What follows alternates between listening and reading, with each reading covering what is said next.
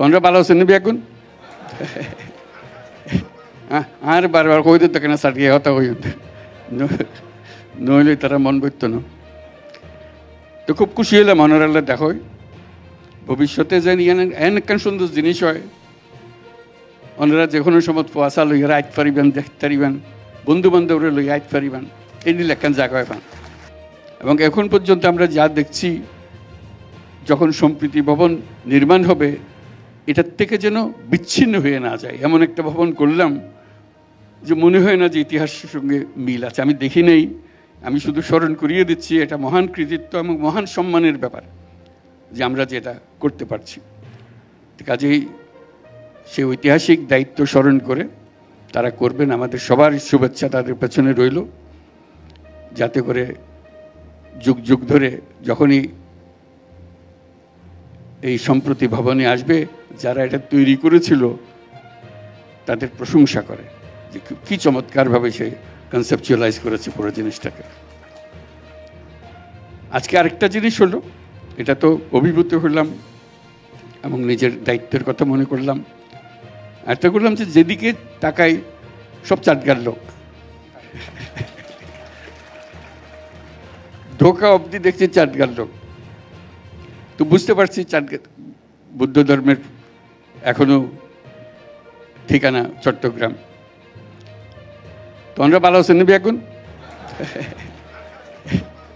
আর বারবার কই দিত কেন সাটিয়ে হতা হই নইলে তারা মন বইত না।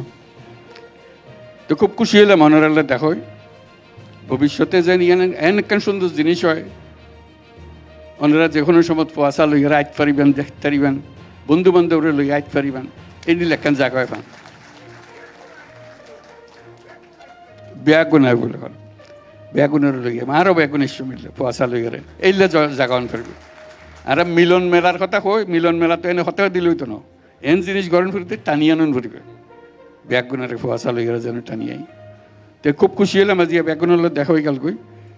আর একখান লিখিত বক্তব্য আছে, ইয়ান কেন ওনারে পড়ে দিই।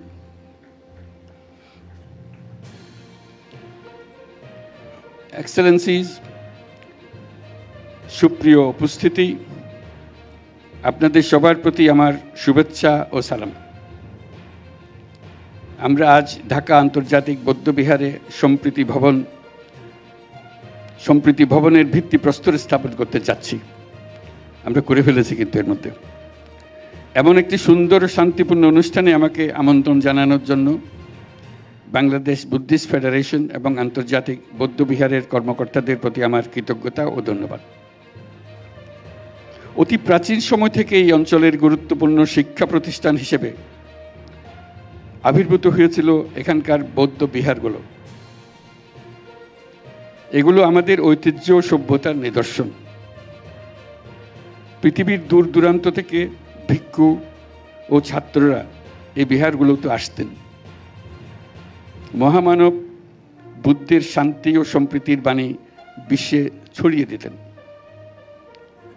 শুধু ধর্মীয় আচার ও শিক্ষা নয়, সমাজে জনকল্যাণকর কর্মসূচিরও কেন্দ্র ছিল এদেশের বৌদ্ধ বিহারগুলো। মহামানব গৌতম বুদ্ধ বিশ্ব মানবতার কল্যাণে সম্প্রীতি ও সাম্যের বাণী প্রচার করেছিলেন। বৌদ্ধ ধর্ম জীবজগতের সকল প্রাণীর মঙ্গল কামনা করে। মহামানব বুদ্ধ বলেছেন, শান্তি সুখ থেকে আমরা কাউকে বঞ্চিত করতে পারি না, এমনকি ক্ষুদ্র জীব থেকেও বঞ্চিত করতে পারি না। এদেশের বৌদ্ধ পণ্ডিত অতীশ দীপঙ্কর বিশ্ববরণ্য এক মহাপণ্ডিত। মহামানব বুদ্ধের বাণী তিনি বহন করে নিয়েছিলেন সে মহাচীনের তিব্বতে। চীনে এখনো তাকে সর্বোচ্চ মর্যাদায় শ্রদ্ধা জানানো হয়। বৌদ্ধ ধর্মের নিদর্শন, স্থাপনা, ঐতিহ্য ও পণ্ডিতগণ মানব সভ্যতার ইতিহাসে অত্যন্ত গুরুত্বপূর্ণ। সুপ্রিয় উপস্থিতি, আমি বরাবরই বলে এসেছি, নানা মত, ধর্ম, রীতিনীতির মধ্যেও আমরা সবাই এক পরিবারের সদস্য। এদেশের হিন্দু, মুসলমান, বৌদ্ধ, খ্রিস্টান, পাহাড় ও সমতলের বিভিন্ন সম্প্রদায় ও জনগোষ্ঠী সব মিলিয়ে এদেশের মানুষের বিচিত্র ভাষা, সংস্কৃতি, ঐতিহ্য। আজকে আমি যেখানে আছি, এই আন্তর্জাতিক বৌদ্ধবিহার বাংলাদেশের সাম্প্রদায়িক সম্প্রীতির অন্যতম নিদর্শন হোক। প্রতিষ্ঠার পর থেকে এটি বৌদ্ধ ধর্মাবলম্বী সহ বাংলাদেশের জাতীয় স্বার্থ সংশ্লিষ্ট বিষয়ে গুরুত্বপূর্ণ ভূমিকা পালন করে আসছে। গৌতম বুদ্ধের অহিংসা ও সাম্যের বাণীর প্রতি শ্রদ্ধা রেখে বাংলাদেশের বৌদ্ধ সম্প্রদায়ের ধর্মীয়, সামাজিক ও সাংস্কৃতিক ঐতিহ্য সংরক্ষণ এবং কারিগরি শিক্ষা সহ বিভিন্ন জনকল্যাণকর কর্মসূচি পালন করে আসছে এই বৌদ্ধবিহার।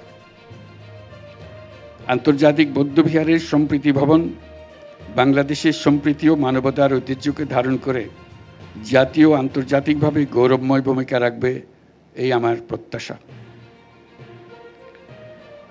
আমাদের সম্প্রীতি ও মানবিক মূল্যবোধের জয় হোক, বিশ্বে শান্তি বিরাজ করুক, এই কামনা করে আমার বক্তব্য শেষ করছি।